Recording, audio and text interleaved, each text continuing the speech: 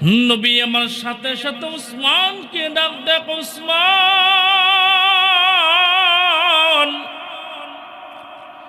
তোমাকে না দায়িত্ব দিয়েছিলাম কারা জিহাদের ময়দানে যাইতে চায় তাদের নামগুলো লিস্টি করার জন্য তোমাকে বলা হয়েছিল। হযরত ওসমান রাদিয়াল্লাহু তাআলা আনহু নবীজির সামনে পত্র ধরে দিলেন।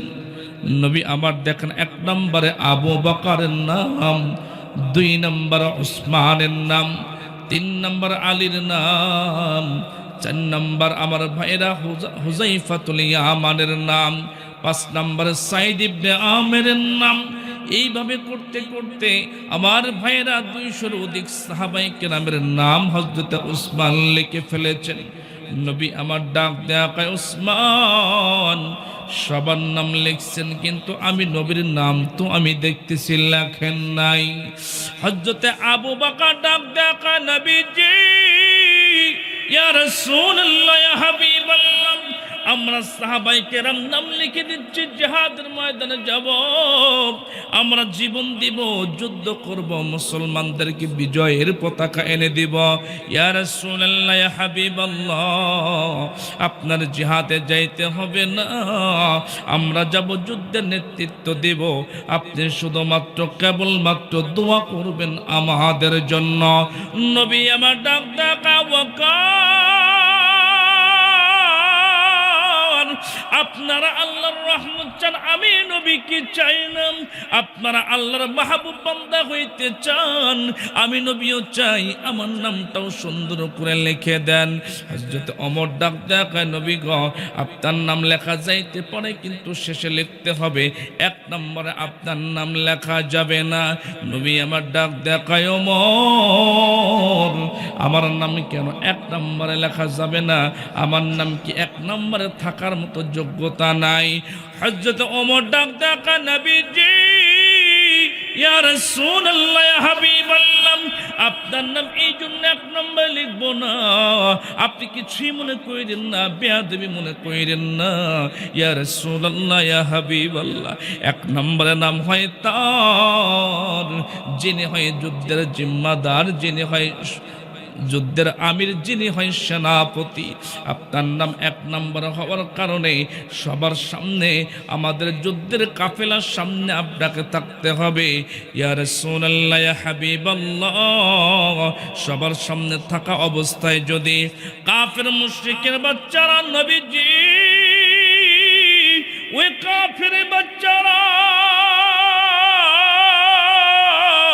যদি তীর ধনুক আপনার দিকে নিক্ষেপ করেন, কোন তীর যদি, কোন ধনুক যদি আপনার দিকে ছুটে আসে, তাইলে আপনার বুকের মধ্যে সবার সামনে থাকার কারণে বিঁধবেন, আমাদের চোখের সামনে আপনার 1 ফোঁটা রক্ত জমিনে পড়বে, সাহাবায়ে কেরাম সহ্য করতে পারবো না, এই জন্য আপনার যাইতে হবে না, আমরাই যাব।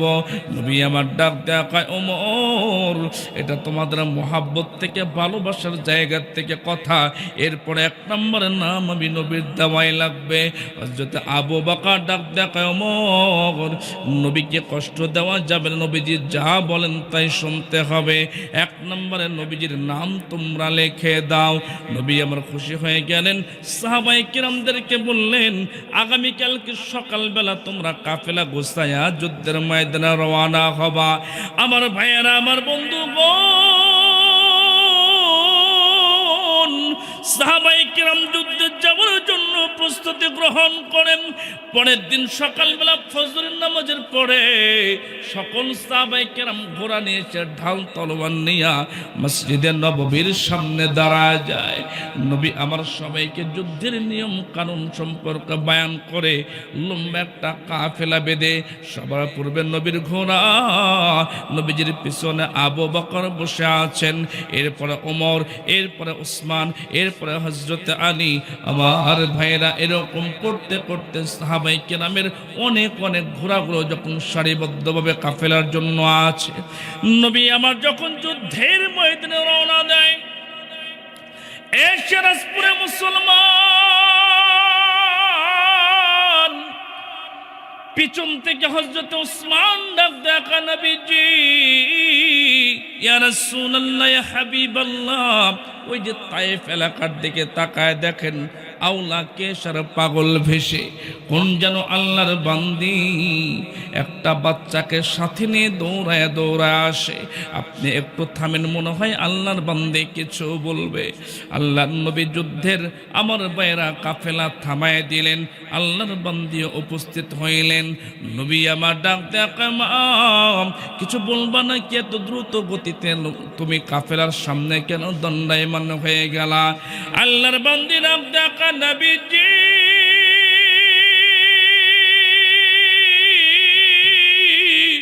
ইয়া রাসূলুল্লাহ ইয়া হাবিবাল্লাহ, আমি গত রাত্রিতে শুনছি আপনি নাকি সাহাবায়ে কিরামদেরকে সাথে নিয়ে যুদ্ধ করার জন্য মসজিদে নববী থেকে মদিনা থেকে ইয়ামার উদ্দেশ্যে যাবেন। ইয়া রাসূলুল্লাহ ইয়া হাবিবাল্লাহ, আমার মন চায় শহীদের মা হইয়া আল্লাহর জান্নাতে যাওয়া। আমার একটা স্বপ্ন পূরণ কর ও গো দয়াময়, তোমার পথে চলতে গিয়ে না পাই যেন ভয়, আমি তোমার পথে চলতে গিয়ে মরণ যেন হয়। জোরে কোন আমিন। কষ্ট হয় আপনাদের? রাগ করতেছেন? বলবো কিছুক্ষণ? না হ্যাঁ না তো কিছুই আওয়াজ দেন না। লিল্লাহে তাকবীর। আরো আসতে কোন নারায়ে তাকবীর। আল্লাহু আকবার। মানে আল্লাহ ছোট না বড়? আপনাদের সন্দেহ আছে যে আল্লাহ মনে হয় ছোট, তাই না? মুহতারাম হাজিরিন, আল্লাহু আকবার মানে আল্লাহ বড়। এই আওয়াজ দিলে কি মামলা হবে? হামলা হবে? জরিমানা হবে? যা হয় আমার হবে। আল্লাহর জমিনে আল্লাহর নাম আল্লাহ তুমি বড় উচ্চ আওয়াজে দেবো ইনশা। কথা কন না ইনশা? আবার মনে পড়ে গেল সিরাজগঞ্জের কাজীপুর থানায় বায়ান করতেছি, হঠাৎ করে ডান পাশের এক নেতা, বেশি আগের না কিন্তু, আপনি হয়তো বলতে পারেন যে হুজুর এটা আওয়ামী লীগের স্বৈর শাসন চলাকালীন অবস্থায় না, বর্তমানে কিছু মাথা উঁচু নেতা আছে, দলের নাম পরিচয় দেব না, আপনি আচরণ শুনলেই বুঝতে পারবেন এরা কারা। ডান পাশ থেকে আমাকে ওই মুশারু নেতা ডাক দেয়া কয় যে হুজুর নারায়ে তাকবীর আল্লাহু আকবার বাদ দিয়ে বয়ান করেন। আমি বললাম কেন? কয় না, নারায়ে তাকবীর আল্লাহু আকবার মানে আওয়াজ দিলে মনে হয় এটা এক দলীয় স্লোগান। তা আমি বললাম যে ভাই আমি তো সবার সামনে যে ভাই আমি তো কোনো দলীয় স্লোগান দেওয়ার নিয়তি করি নাই, দলীয় স্লোগান তো দেই নেই। কোন দলের স্লোগান মনে করলেন?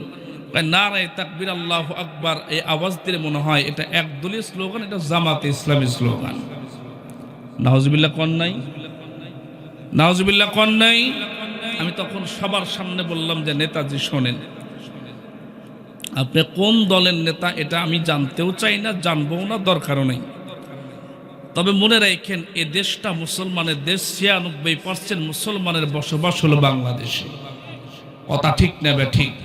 আমি বলেছি এমন একটা দেশে বসবাস করি যে দেশে আল্লাহু আকবার ধ্বনিতে সূর্য ওঠে, আল্লাহু আকবার ধ্বনিতে বেলা ডুবে। যে দেশের ভিতরে সারা বাংলাদেশের সকল মসজিদের ভিতরে ইমাম সাহেবরা ফরজ নামাজের 17 রাকাত ফরজ নামাজে উঁচু আওয়াজে আল্লাহু আকবার বলে।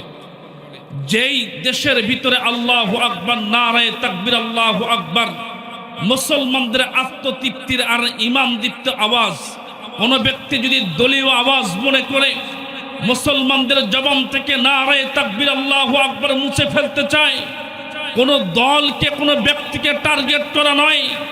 যে ব্যক্তি ইসলাম বিদ্বেষী আল্লাহু আকবার বিদ্বেষী কথা বলবে, নারায়ে তাকবীর আল্লাহু আকবরের বিরুদ্ধে কথা বলবে, ও দেশের দুশ্মন, জাতির দুশ্মন, মুসলমানের দুশ্মন, আল্লাহর দুশ্মন, রাসূলের দুশ্মন।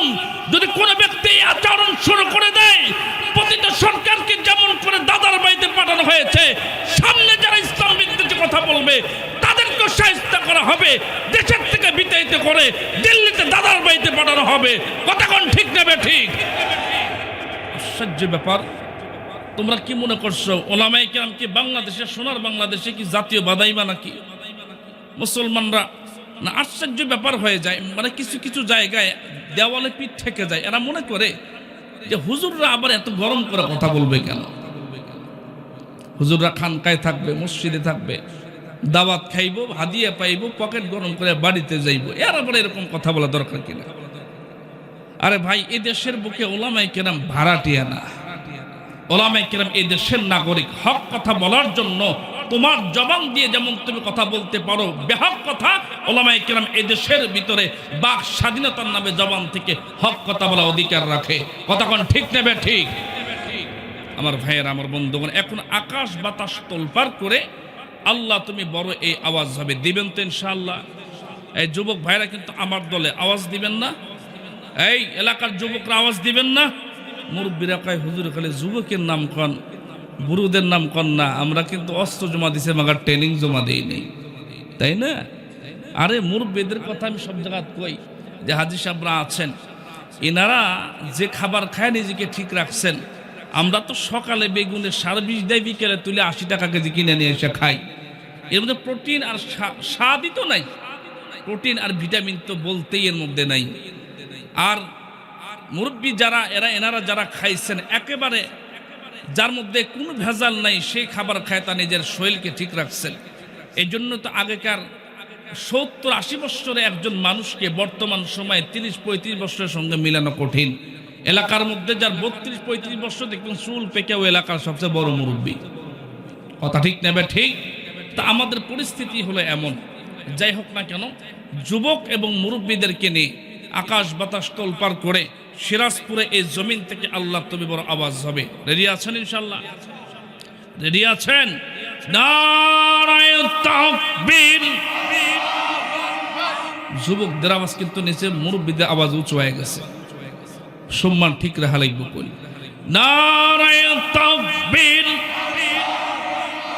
লিল্লাহি তাকবীর। আল কোরআনের আলম,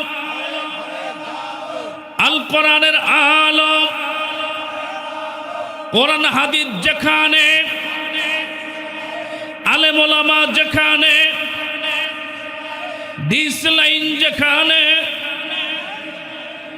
সিরাজপুরের মানুষ খুব চালাক, জানে যে তাকবীরের সংখ্যা বেশি, মাঝখানে হুজুর মার দিব। আপনারা তো কইছেন যে হুজুর, হ্যাঁ ডিস লাইন যেখানে, আপনারা কইছেন আমরা নাই সেখানে। আমি তো জানি যে এখানে হয়তো বা প্রত্যেক ঘরে ঘরে ডিস লাইন আছে। কথা ঠিক না বে? ঠিক। হাইরে আশ্চর্য এ জাতি।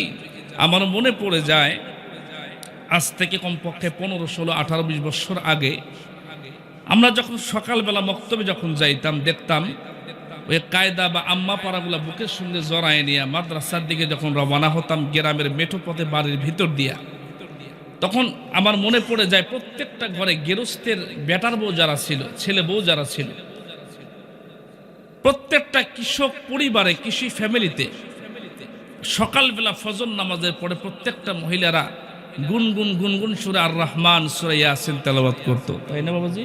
প্রত্যেক ঘরে তেলাওয়াত করত। এখন আমি এই 2026 সালের এই সময়ে এসে আপনাকে বলি, আগামীকালকে সিরাজপুরে আপনি প্রত্যেকটা মহল্লায় যান, দেখেন কয় ঘরে কোরআন তেলাওয়াত আছে। হয়তো কোনো হাজির ঘরে, কোনো হাফেজা আলেমা, কোনো মহিলা মাদ্রাসা পড়ুয়া, কোনো আমলি ব্যক্তি, এছাড়া কোনো ঘরে কোরআন তেলাওয়াত নাই। আমার মনে পড়ে গেল, আমার একটা ছাত্র মানিকগঞ্জে তারাবি পড়ায়, আক্ষেপের সঙ্গে বলতেছি আমি। ওই ছাত্র কয় হুজুর, গত বছর আমি খতমে তারাবি পড়ানোর পরে কণ্ঠ ভালো তো, এই জন্য 27 তারিখে ওনারা এত সুন্দর বিদায় দিয়েছে যা বলার মতো না। টাকাও অনেক দিয়েছে, আবার আসার সময় শহর পর্যন্ত ওনাদের গায়ে দিয়ে পৌঁছাইছে। বেতন ভাতা ব্যতীত অতিরিক্ত লুঙ্গি এবং জামা কাপড় দিয়েছে, ঈদের তারা বাজার করে দিয়েছে। খুশি হয়েছে আমি। কিন্তু ঘটনাটা এমন, 27 তারিখে যখন খতম শেষ হয়েছে, 26 রমজান 27 রাতে খতমে তারাবি শেষ হওয়ার পরে আমার মসজিদের যিনি ক্যাশিয়ার, তার বাসায় আমার দাওয়াত ছিল। তো আমি খানা খাইলাম। খাবার খাওয়ার পরে তখন তো বিদ্যুৎ ছিল না, কারেন্ট ছিল না, সৌর বিদ্যুতের আলো ছিল। আমি যখন উপস্থিত হয়েছি তখন কারেন্ট চলে গেছে। তো আমাকে খাওয়ানোর পরে আমাকে ওনার ব্যক্তিগত 2000 টাকা হাদিয়ে দিয়েছে এবং দেখলাম 3000 টাকা 1000 টাকা 3টা নোট বালিশের পাশে রাখছেন। আমাকে খাওয়াই দিয়ে বিদায় দিয়ে উনি যখন বাসার ভিতরে চলে গেছেন, ড্রয়িং রুম থেকে আমি চলে আসবো, তখন কারেন্ট চলে আসছে। কারেন্ট চলে আসার সঙ্গে সঙ্গে ফ্যানটা যখন ঘুরতেছে, ওই টাকা দেখলাম উড়ে মেঝের মধ্যে পড়ে গেল। দেখলাম যে টাকাটা তো হেফাজত করতে হবে, বড় লোক মানুষ ডাক দিলে বান কেমন মনে করে। টাকাটা হাত দিয়ে উঠায়া কোথায় রাখবো আমি খেয়াল করে দেখলাম যে আমার সামনেই ওই যে ওয়ার ডব যে আছে, ওয়ার ডবের উপরে একটা কোরআন শরীফ রাখা, নিচে রেহাল। আমি বেশি কিছু চিন্তা না করে কোরআন শরীফের প্রথম পাতা এই মোটা পৃষ্ঠা উল্টায়া ওই 3000 টাকা আমি ওখানে রেখে কোরআন শরীফ চাপা দিলাম, যে মনে করলাম মসজিদে ফজর ওয়াক্তে গেলে হয় বলে দিব আমি, আর নচেত রমজান মাস মুসলমানের ঘরে কোরআন শরীফ এখানে দেখতেছি, যখন পড়বে বের হয়ে যাবে। এমন ফিকির করে যখন আমি চলে গেছি মসজিদের ভিতরে নামাজ পড়ে ফজর পড়ে, তো আমি চলে আসছি। পরবর্তীতে ওনাকে বলার কথা মনে নাই, বা উনিও কোরআন শরীফ খুলে দেখছে কিনা জানিও না। 1 বছর পরে মসজিদ থেকে আবারও আমাকে ফোন করা হয়েছে, তারাবি পড়াইলাম। তারাবি পড়ানোর মধ্যেই 1 দিন 2 দিন 3 দিন যায়, ক্যাশিয়ার সাহেব আমাকে দেখলে অন্যদিকে চলে, কথা বলে না। এক পর্যায়ে বললাম যে ভাই আপনি আমাকে গত বছর অত্যন্ত মহাব্বত করেছেন, অতিরিক্ত হাদিয়া দিয়েছেন, কিন্তু আজকে তো আপনার বিরূপ চেহারা দেখতেছি। তখন কয় হুজুর কি আর বলবো, আলেমদের উপর আর আস্থা নাই, আমার বিশ্বাস নাই। ভালোবাসছিলাম আপনাকে, কেন কি হয়েছে? আপনি গত বছর আমার ঘরে দাওয়াত খাইলেন, ওখানে আপনাকে 2000 টাকা হাদিয়া দিলাম। 3000 টাকার 1000 টাকা 3টা নোট আমার কাছে ছিল, সাইটে রাখলাম, আপনিও নাই, টাকাও নাই, তো আপনি ছাড়া সেকেন্ড কেউ ছিল না। তখন হুজুর কয় আচ্ছা ঠিক আছে, তাহলে আপনার বাসায় চলেন। কেন? বলে চলেন। হাফেজ সাহেব বলতেছে আল্লাহি, আল্লাহকে সাক্ষী রেখে বলতেছি, হুজুর বাসায় যখন গেছি দেখি কোরআন শরীফটা ওখানেই রাখা, উপরে ময়লার স্পট পড়ে গেছে, একেবারে কোরআন শরীফের যে কালারই নষ্ট হয়ে গেছে। প্রথম পাতা উল্টায় দেখি আল্লাহু আকবার, এই 11 মাস আগের টাকাটা এখনো পর্যন্ত কোরআন শরীফের মধ্যে আছে। আমি তখন তাকে বললাম যে ভাই এই 1 বছরে গত 11 মাসে আপনি যে কত বদদুয়া আমাকে করেছেন আল্লাহ পাকি ভালো জানে। আপনি আমাকে বাটপার, সিটার, চোর, লুচ্চা, বদমাই যা কিছু বলতে পারেন, তবে আমি আপনাকে বলতে চাই, যেই ঘরে 1 বছর পার হয়ে গেছে কোরআন খোলা হয় নাই, কোরআন খুললে তো টাকা বের হয়ে যায়, তো এর দ্বারা বোঝা যায় কোরআন বিগত 11 মাসের ভিতরে কোরআন আপনারা খোলেন নাই। এর দ্বারা বোঝা গেল কোরআন রাখছেন ঘরের নিত্যপণ্য প্রয়োজনীয় জিনিসের মতো, সাজগোজ করার জিনিস, সাজের জিনিসের মতো শুধুমাত্র রাখছেন, পড়ার জন্য আমলের জন্য রাখেন নাই। আপনার ঘরে অনেক কিছু হতে পারে, মাগার আল্লাহর রহমত আর বরকত আসতে পারে না। কথা কোন ঠিক নেবে? ঠিক। আপনি আপনার সিরাজপুর এই গ্রামের বিভিন্ন বাড়িতে খোঁজ নিয়ে দেখেন, কোরআন শরীফ শুধুমাত্র ঘরে রাখছে, অন্য জিনিসের মতো একটু সাজায় গুছায় ঘরের মানক হিসেবে, মূলত ওই কোরআন বছরের পর বছর যায়, খুলেও দেখে না আছে কিনা নাই বলেন। জিকির করেন লা ইলাহা ইল্লাল্লাহ, লা ইলাহা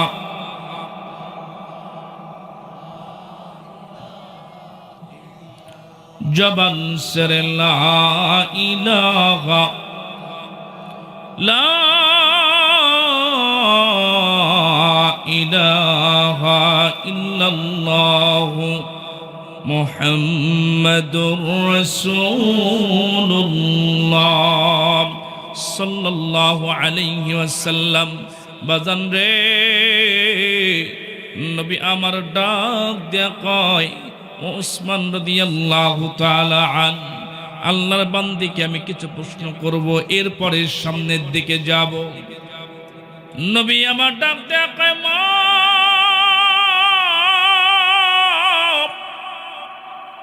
আপনার সন্তানকে কেন আনছেন, মেহেরবানি করে বলেন। আল্লাহর বান্দি ডাক দেয়া কয়, নবীজি ইয়া রাসূলুল্লাহ, ইয়া হাবিবাল্লাহ, আমার সন্তানকে এই জন্য আনছি, আপনি নাকি জিহাদে যাবেন, যুদ্ধ করবেন। আমার সন্তানের মাত্র 11 বছর বয়স, আমার সন্তানকে নিয়ে জিহাদের ময়দানে আপনি যাবেন, আমার সন্তানকে মাদ্দে মুজাহিদের মতো আপনি গ্রহণ করে নেবেন। নবী আমার ডাক দেয়া কয়, মা গো মা, তোমার সন্তান তো যুদ্ধের ট্রেনিং নাই, তোমার সন্তান যুদ্ধের কিছুই বোঝে না, তোমার সন্তানকে নেওয়া যাবে না। আল্লাহর বান্দি ডাক ডাকা নবীজি,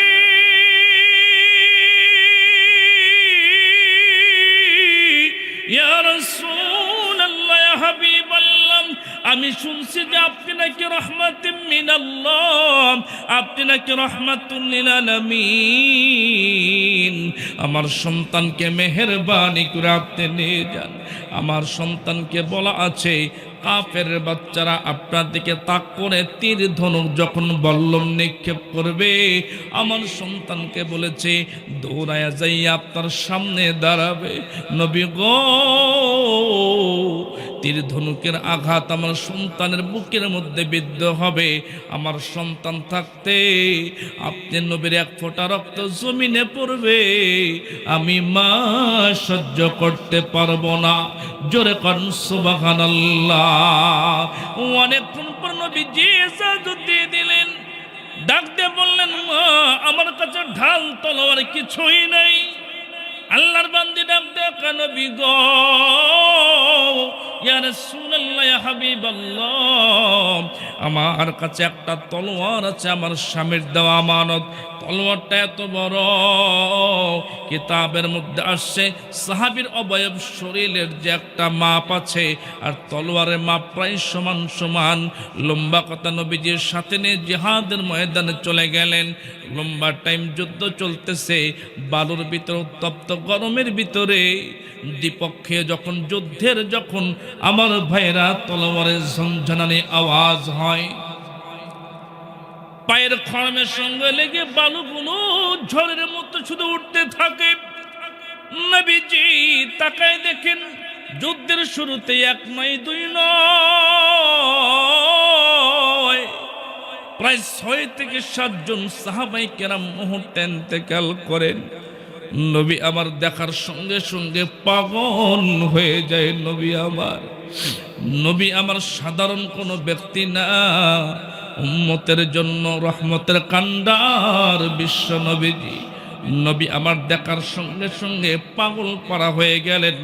যুদ্ধের এরিয়ার সাইটে যাইয়া দুহাত তুলে ডাক দেখ, মালিক গো, আয় আল্লাহ, এরা শুধু আমার সাহাবী না, প্রত্যেক সাহাবায়ে কেরাম আমি নবীর কলিজার টুকরা। ওরে সুবহানাল্লাহর আওয়াজ, জোরে কোন সুবহানাল্লাহ। নবীকে নবী আমার ডাক দেখ, মালিক,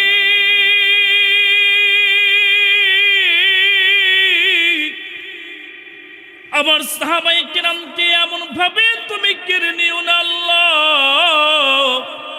তাইলে তো মুসলমান বিজয়ের পতাকা নিতে পারবে না, মুসলমানরা যুদ্ধে জয়ী হতে পারবে না, ইসলাম কিন্তু পরাজয় হবে। আমার আল্লাহ ডাক দেখায়, নবী গো, ইয়া রাসূলুল্লাহ, ইয়া হাবিবাল্লাহ, টেনশন করার দরকার নাই। আপনার চোখের সামনে কিছু সংখ্যক সাহাবায়ে কেরাম হইতে পারে, কিন্তু নবীজি আমি আল্লাহ রাব্বুল আলামিন ঘোষণা দিলাম, 1000 কাফেরদের গায়ে যত শক্তি আছে, মুসলমান এক একজন সৈন্যের শরীরে তদা শক্তি আমি আল্লাহ দিয়ে দিলাম। ইসলামের আলো জ্বালায়া দিয়া রাসূল মদিনার মাটি করলেন বিছানা। হায় হায়, ইসলামের আলো মদিনার মাটি করলেন ঠিকানা। নবী আমার যখন আবার যুদ্ধের ময়দানে চলে যাবেন, হঠাৎ করে নবী আমার তাকায় দেখে ওই যে সাহাবী আমার ভাইরার নাম তারা আব্দুল্লাহ। নবী আমার তাকায় দেখেন এই 11 বছরের ছোট মানুষ আব্দুল্লাহ যুদ্ধের ময়দানে যখন একের পর এক 6 জন থেকে 7 জন সাহাবায়ে কেরাম ইন্তেকাল করেছেন, ওই আব্দুল্লাহ দেখলেন যে নিজে তো বসে থাকা যাবে না, দীর্ঘক্ষণ পর্যন্ত সামানাগুলো পাহারাদারি করেছে। আল্লাহ আর বান্দা মায়ের দেওয়া তলোয়ার যখন নিয়ে সামনে উদ্যত হবেন, দৌড় দেবেন, নবী আমার দৃশ্যটা নিজের চোখে দেখতেছে। নবীজি তাকায় দেখেন আব্দুল্লাহ তলোয়ারটা আস্তিন থেকে বের করে ওই তলোয়ারটা ঘুরাইতে যখন নিয়েছেন, তলোয়ার ঘুরাইতে যাইয়া ডান পায়ের সঙ্গে অনেকটা কেটে যায়, দর দর দর দর করে রক্ত বাহির হয়। নবী আমার সাহাবী পর্যন্ত তাড়াতাড়ি করে চলে যায়, হাতের মধ্যে হাত দিয়ে দেখে ছোট্ট আব্দুল্লাহ আর বেঁচে নাই। অতিরিক্ত রক্তক্ষরণে সাহাবী ইন্তেকাল করেছেন। নবী আমার তার শরীরটা ঢেকে দিয়া নবী আমার জিহাদের ময়দানে আবার চলে যায়। দীর্ঘক্ষণ পর্যন্ত যুদ্ধ চলতেছে। হযরত ওমর বিশ্বনবীজির সামনে দাঁড়ায় ডাক দেয়, ইয়া রাসূলুল্লাহ, ইয়া হাবিবাল্লাহ, আর টেনশন করতে হবে না, আমার আল্লাহ মুসলমানদেরকে বিজয়ের মালা দান করেছে। ও নবীজি, ইয়া রাসূলুল্লাহ, ইয়া হাবিবাল্লাহ, আমরা তো বিজয়ের পতাকা পেয়েছি, আর টেনশন করতে হবে না, যুদ্ধ আপনি সমাপ্ত করে দেন, চলেন যাই আমরা আবার মদিনার দিকে ফেরত চলে যাই। মোট 11 জন সাহাবায়ে কেরাম শহীদ হয়েছেন। নবী আমার ডাক দেয়া কয়, ওমর এদেরকে এক লাইনে করে শোয়া দেন, আমি সবাইকে দেখতে চাই, সবার জানাজা একটা জানাজা হবে, একাধিক কবর হবে না। 11 জনের জন্য 2-1টা কবর খনন করেন, এক কবরে একাধিক সাহাবায়ে কেরামকে ঘুমিয়ে দেওয়া হবে। একজন সাহাবী ডাক দেয়া কয়, নবীজি,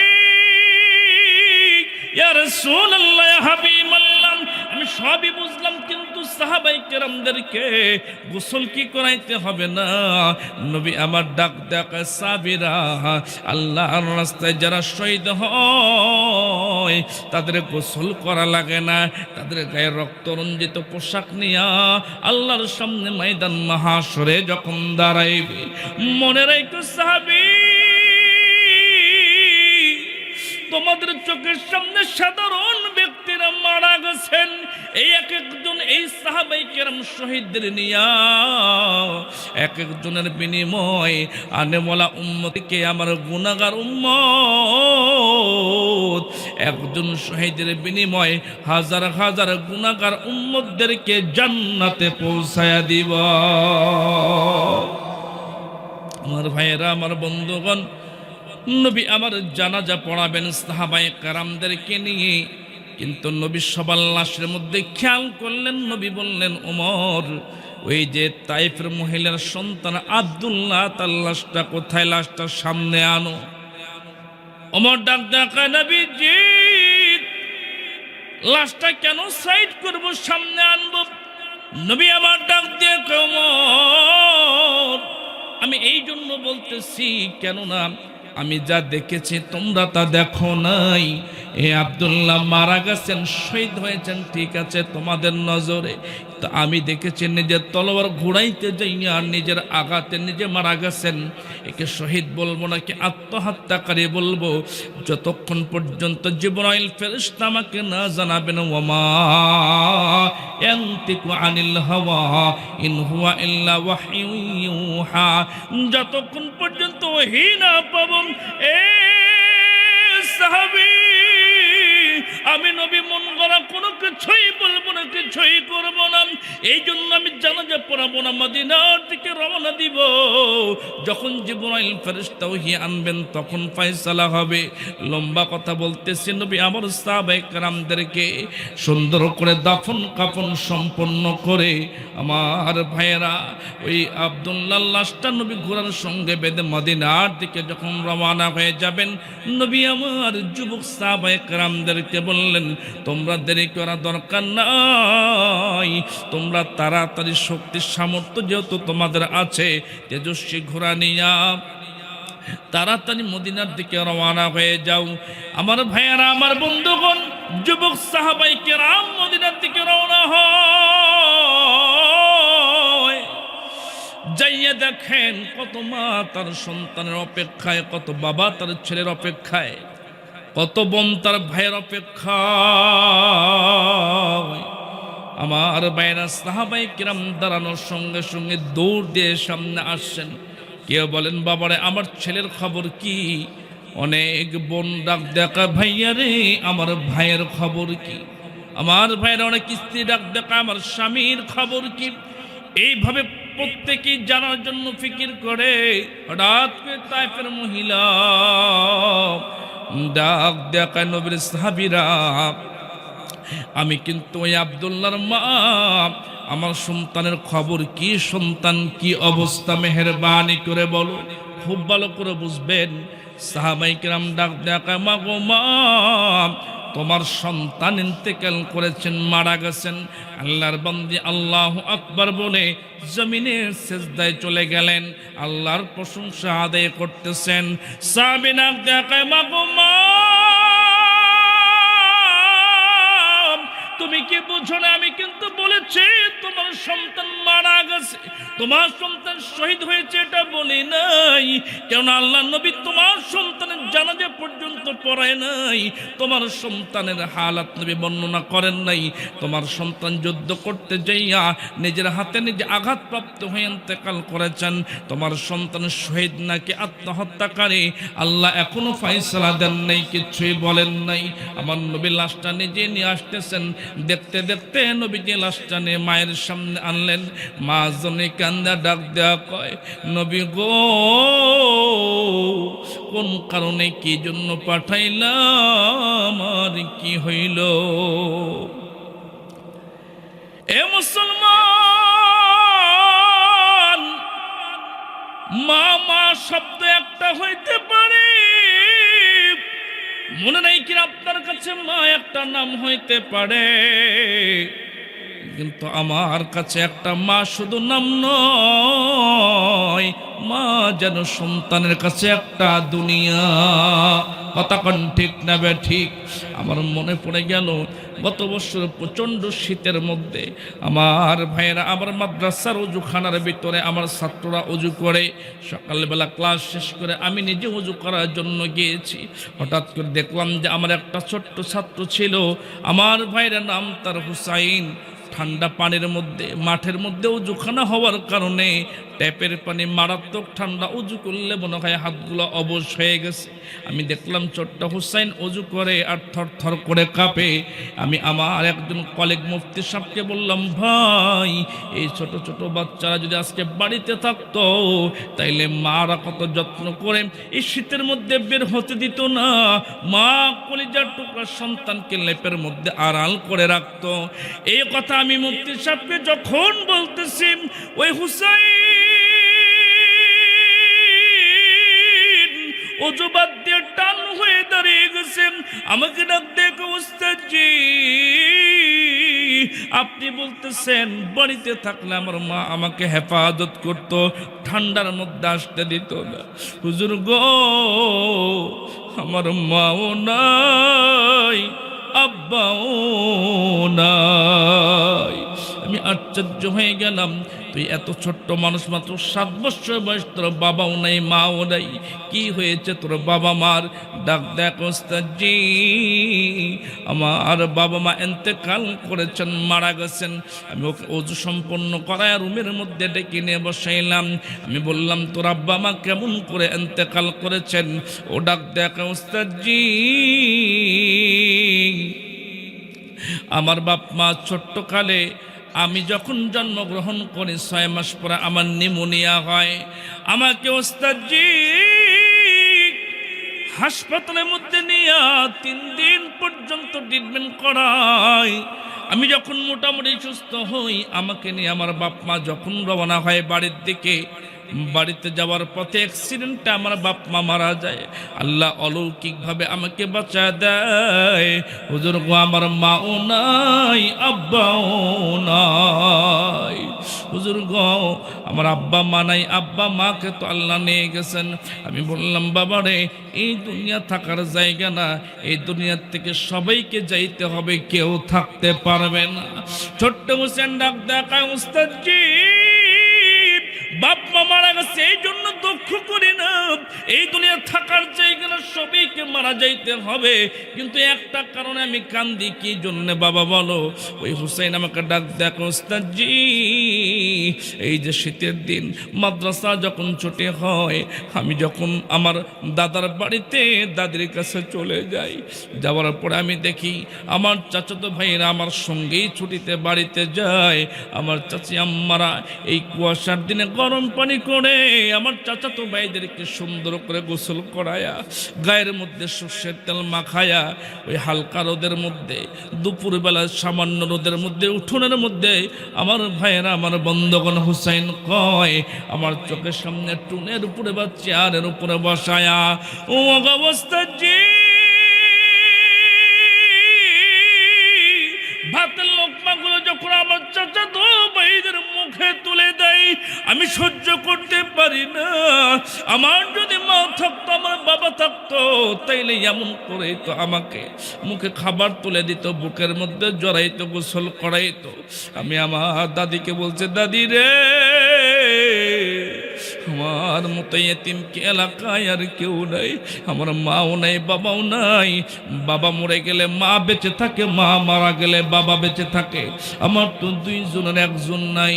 আমাকে ডাক দেখ ওস্তাদজি, আমি যখন নানির বাড়িতে যেয়ে কান্নাকাটি করি, আমার নানি ডাক দেয়া কয়, ভাই রে, তোর ছোট খালার চেহারা তোর মায়ের মতো প্রায় দেখা যায়। আমি তোর খালাকে বলছি, যখন তুই তোর খালার বাড়িতে যাবি, তুই ওরে মা কইয়া ডাকবি, এ নাতি রে, মা ডাকে তৃপ্তি পাইবি, মা দেখার যে দিল খোশ, এই ঠান্ডাটা তোর শরীরটা হয়ে যাবে। হুজুর গ,